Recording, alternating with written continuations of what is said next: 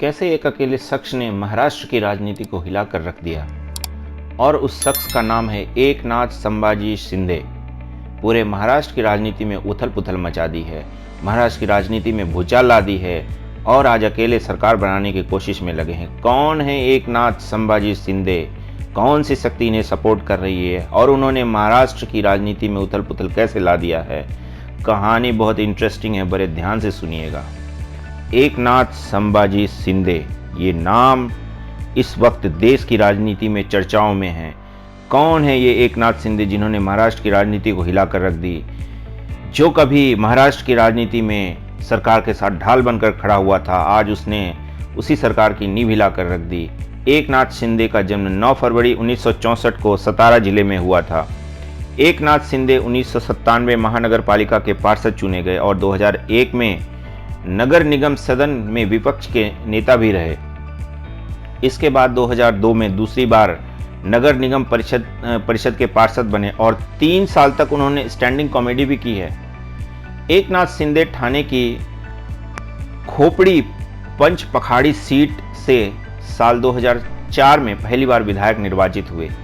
शिवसेना के टिकट पर 2004 में पहली बार विधानसभा पहुंचे।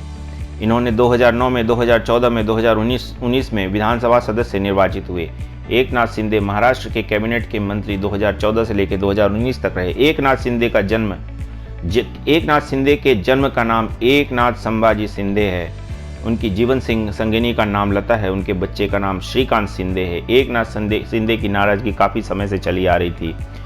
जैसे 2019 में महाविकास आघाड़ी सरकार बनी, तब सारी जिम्मेदारी सरकार बनाने की और शिवसैनिक विधायकों को संभालने की जिम्मेदारी एकनाथ शिंदे को पर ही थी।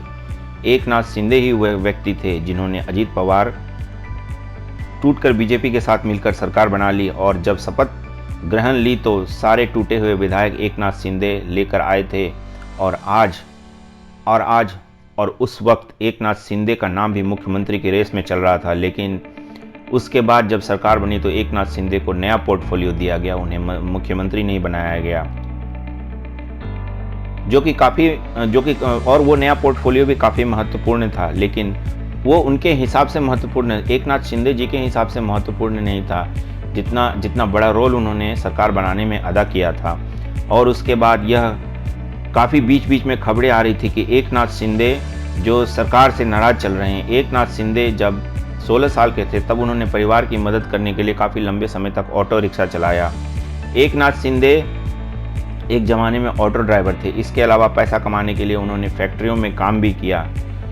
80 के दशक में जब वो बाला ठाकरे से काफ़ी प्रभावित हुए तो उसके बाद उन्होंने शिवसेना ज्वाइन कर ली। उस समय महाराष्ट्र में शिवसेना अकेली ऐसी पार्टी थी जो देश के मुद्दों पर लोगों के बीच जाती थी और इस मामले में बीजेपी भी उस ज़माने में काफ़ी पीछे चल रही थी। एकनाथ शिंदे 2004 में पहली बार विधायक बने और बाला साहब ठाकरे के बाद उन्हें शिवसेना में सबसे बड़े नेताओं के तौर पर देखा जाने लगा।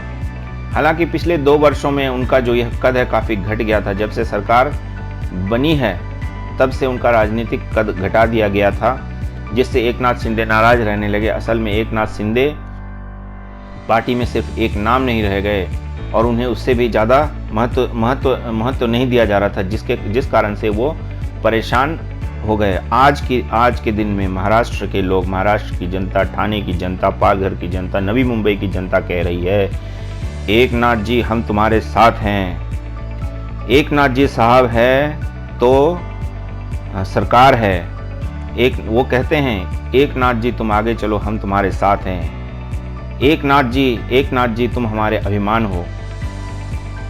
ठाणे विधानसभा जिला एकनाथ शिंदे की एक आवाज़ पर अपना राजनीतिक फैसला बदल देता है और इस बगावत के बाद सिर्फ ठाणे में ही नहीं बल्कि महाराष्ट्र के कोने कोने में शिंदे जी के सपोर्ट में पोस्टर चस्पा हो रही हैं।